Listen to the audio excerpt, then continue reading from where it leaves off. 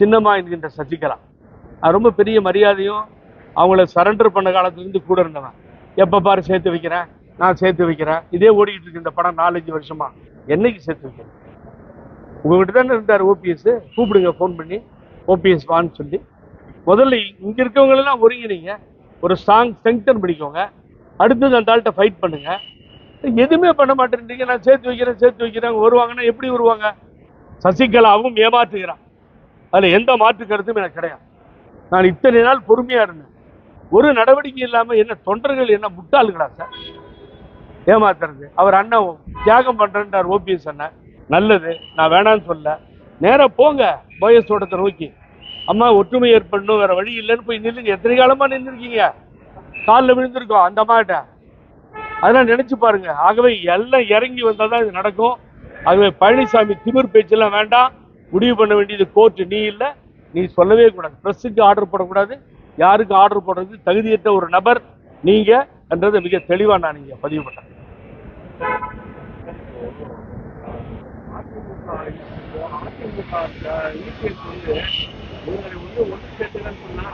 என்னோட தலைமை அது ஏன்னா ஒன்று பண்ணணும் என்னையோட ஒன்றுபட முடியும். இப்ப அதிமுக மிகப்பெரிய பிரச்சனை தலைமை தானே. எல்லாருமே சசிகலா, ஓபிஎஸ், டிஎஸ் அனைவரும் போட்டி போடுறது அந்த தலைமை தான். அப்போ இபிஎஸ் என்னோட தலைமை ஏற்ற அவங்க சேர்த்துக்கலன்னா அவரோட தலைமை ஏற்ற அவர் செயல்படுறது. அதாவது இது ஒரு நல்ல அருமையான கொஸ்டின். யாருக்கு என்னன்றதை முடிவு பண்ணணும். எப்ப நண்பர் முடிவு பண்ண முடியும்? எல்லாரும் உட்காந்து பேசும்போது தான் முடிவு பண்ண முடியும். இன்னைக்கு தேர்தலில் நிக்க போறாங்களா இல்லையா எனக்கு தெரியாது, திருமதி சசிகலா என்கின்ற சின்னம்மா. ஆகவே ஓபிஎஸ் அண்ணன் அவர் எந்த தியாகமும் செய்ய தயார்ன்றாரு. எல்லாரும் உட்காந்து பேசும்போது ஐயா பழனிசாமி நீயே இருந்துட்டு போ அப்படின்னு கூட சொல்றதுக்கு ஒரு வாய்ப்பு இருக்கு. உட்காந்து பேசவே தயாரா இல்லையா சார்? எடுத்தாலும் அவனை சேர்த்துக்க மாட்டேன், நான் அவனை சேர்த்துக்க மாட்டேன். யார் அப்பா விட்டு சொத்து? இது புரட்சி தலைவர் எம்ஜிஆரும் ஜானகி அம்மாவும் கொடுத்த ஆபீஸ், அங்கதான் உட்காந்துருக்கீங்க. யாருடைய சொத்து இது? இந்த கழகம் எப்படியெல்லாம் தலைவர் இன்னுயிரை நீத்த அம்மா இருக்கட்டும், தலைவர் இருக்கட்டும், பரிணாம வளர்ச்சிகளை வெற்றிகளை குவித்து இந்த கட்சியை காப்பாற்றின கட்சி தான் இது. எத்தனை தொண்டர்கள் உயிர் போயிருக்கும். பூலாவாரி சுகுமாரன், வீரபாண்டி ஆறுமுகன், சொல்லுங்க பார்ப்போம். எத்தனையோ பேர் ரத்தம் செஞ்சு வளர்த்த கட்சி இன்னைக்கு அனாதையா ரோட்ல நிக்கிற அளவுக்கு கொண்டு போய் நிறுத்திட்டு யாரும் சேர்க்க முடியாது, ஒன்னும் கிழிக்க முடியாது. இது கட்சி ஒன்னாகிற வரைக்கும் ஒன்னால ஒன்றும் பண்ண முடியாது. ஆகவேதான் அப்புறம் முக்கியமான விஷயம் உங்கள்கிட்ட சொல்லணும். எஃப்ஐஆர் நேற்று போடப்பட்டிருக்கு. எல்லோருக்கும் முதல்வராக மதிக்கக்கூடிய மாண்புமிகு ஸ்டாலின் அவர்கள் 3.5 வருடம் கழித்து அவருடைய அரசு எஃப்ஐஆர் போட்டிருக்கு. வைத்தியலிங்கம் மேல, வேலுமணி மேல போட்டிருக்கு. நான் அதுக்கு குறுக்க வரவே இல்லை. ஏன்னா என்னுடைய அம்மா சொன்னதை மாத்திரமே நான் பார்க்கிறேன். வெரி கிளியரா சொல்லியிருக்காங்க. அந்த குற்றச்சாட்டுகள் எது சுமத்தப்பட்டாலும், ஊழலாக இருந்தாலும் சந்திக்க வேண்டும், நிரபராதி என்பதை சொல்ல வேண்டும்.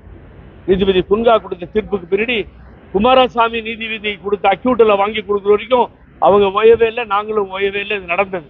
அன்னைக்கு அசம்பிளியில் நினைச்சிருந்த எஸ்ஆர்பி சொன்ன அன்னைக்கு வாபஸ் வாங்கியிருக்கலாம். அம்மா வழக்கை வாபஸ் பெறவில்லை. ஆகவே யார் மீது லஞ்ச குற்றச்சாட்டு வருகிறதோ, டிவிஎஸ் யார் மேல எஃப்ஐஆர் போடுதோ அது அவங்க ப்ரூவ் பண்ணி ஆகணும். அண்ணன் ஓபிஎஸ் தான் சொல்லியிருக்காங்க. ஆகவே அதை ப்ரூவ் பண்ணி நிரபராதியை நிரூபிக்க வேண்டும். ஆனால் எனது பணிவான வேண்டுகோள் இந்த அரசிற்கு இந்த 2 எஃப்ஐஆரோட நிறுத்தினாது. ஏகப்பட்ட எஃப்ஐஆர் போட வேண்டியிருக்கு. எனக்கு இருக்க ஒரு பெரிய அதிகாரி சொல்றாரு டிவிஎஸ்சில இருந்து, ஜனம் நேரமே இல்லை சார், கொண்டு போய் எல்லாத்தையும் லைனா நிறுத்தணும். சொல்ல சொன்னா கவர்மெண்ட்டை சொல்ல சொல்லுங்க போதும், டெய்லி கொண்டு போய் நாங்கள் கோர்ட்ல நிறுத்துறோம். அத்தனை வழக்குகள் பெண்டிங். அத்தனை வழக்குகளையும் நிலுவையில் வச்சுட்டு 2 எஃப்ஐஆர் போயிருக்கு. Right, okay. 3 வருஷம் கழிச்சு அதுக்கு வந்திருக்கீங்க நீங்க. 96 நினைவுபடுத்துகிறேன்.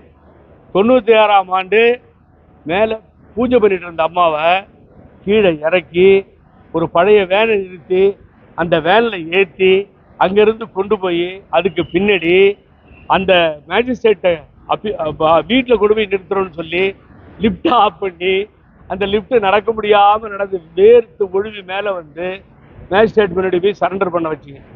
நான் இல்லைன்னு சொல்றேன், நடந்துச்சு, விடுங்கப்பா, நடந்த கதை வேண்டாம். நான் என்ன சொல்ல வரேன்னா, அனைத்து அமைச்சர்களும் அன்றைக்கு இருந்த சிவப்பா நீதிபதி முன்னால் நிறுத்தப்பட்டார்கள். மறந்துடாது. 96ல் நடந்ததா இல்லையா? ஜெயிலுக்கு அனுப்பிச்சிங்களா இல்லையா திராவிட முன்னேற்ற கழகம்? இப்ப மாத்திரம் 3 வருஷம் என்ன அண்டர்ஸ்டாண்டிங் அப்படின்னு மக்கள் கேட்கறாங்க. திமுகவே கேட்குது. பழனிசாமி ஒரு அண்டர்ஸ்டாண்டிங்கை போட்டு தான் தப்பிச்சுட்டு இருக்காரு. அவர் மேல கொடநாடு கேஸ்ல ஓப்பனா அந்த அக்யூஸ்ட் கொடுத்ததுல காமன் ஆர்டர்ல 17 பேர் மீது விசாரணை நடத்தப்பட்டது. ஒரு ஆள் மேல நடத்தப்படல. முதல்வருக்கு நான் மீடியா மூலமா தெரிவிக்கிறேன், அந்த ஒருவர் தான் எடப்பாடி பழனிசாமி. ஏன் சொல்லுங்க? 1000 கோடி போச்சு ஸ்ரீநகர்ல, வெள்ளமா போகுது. 700 சொச்சம் கிலோமீட்டர் அப்படியே கால்வாய் தண்ணி கீழே போயிடுன்னு கதை விட்டாரு பழனிசாமி. அது மேல கமிஷன் போட்டீங்களே, கமிஷன் ரிப்போர்ட் கைக்கு வந்துருச்சே, அது மேல ஏன் ஆக்ஷன் எடுக்கல? ஆறுமுகசாமி கமிஷன் முடிஞ்சு ரிப்போர்ட் போச்சே, ஏன் அது மேல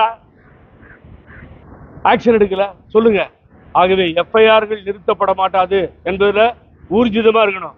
நீங்க 2 எஃப்ஐஆரை போட்டு அப்படியே விட்டுட்டீங்கன்னா அப்புறம் இது டிராமான்னு தெரியும். அது ரொம்ப கிளியரா சொல்றேன்.